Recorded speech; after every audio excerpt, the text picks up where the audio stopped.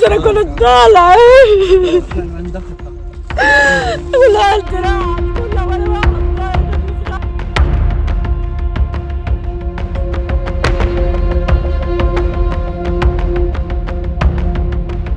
You know, you've seen the areas where they actually have food, and the people are screaming for the food in there. প্রথমবারের মতো গাজায় বাস্তব দুর্ভিক্ষ চলছে বলে স্বীকার করলেন মার্কিন প্রেসিডেন্ট ডোনাল্ড ট্রাম্প। তিনি স্পষ্টভাবে বলেন, ইসরায়েল গাজায় এক বিন্দু খাবার আটকানো যাবে না, সবকিছু প্রবেশ করতে Very দিতে strict হবে। lines, so we have to get rid of those lines.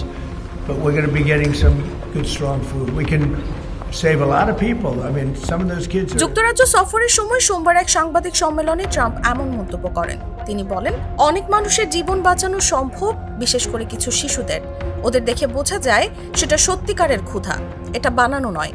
আমরা দেখছি এবং এর বিরুদ্ধে ব্যবস্থা নেব। But we're going to be getting some good, strong food. We can save a lot of people. I mean, some of those kids are...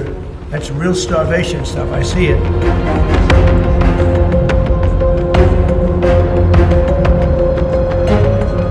ইসরায়েলের প্রধানমন্ত্রী Benjamin Netanyahu সম্প্রতি দাবি করেন, গাজায় কোনো দুর্ভিক্ষ নেই।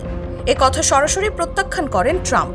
তিনি বলেন, টেলিভিশনে যা দেখছি তা দেখে বলা যায় না যে সেখানে দুর্ভিক্ষ নেই।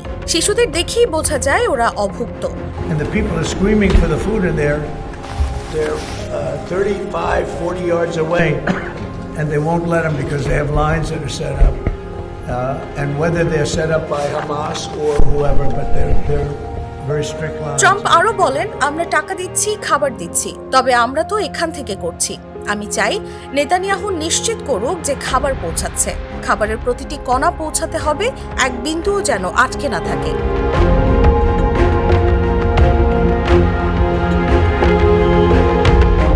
ট্রাম্প ঘোষণা দিয়েছেন, গাজায় কোনো ব্যারিয়ার ছাড়াই ওয়াক ইন ফুড সেন্টার চালু করা হবে, যেখানে সরাসরি খাদ্য সহায়তা দেওয়া হবে।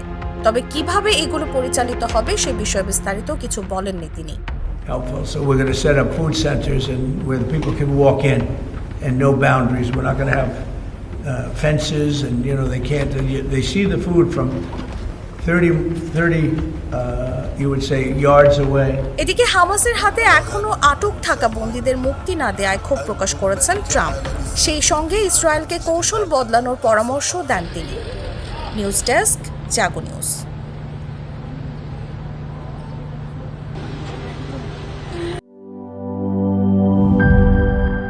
বান্ডেল থাকলে প্রতি সেনমানিতে টাকা বাঁচবে। বিকাশ সেনমানি বান্ডেল কিনে জিতুন প্রতি লেনদেনে।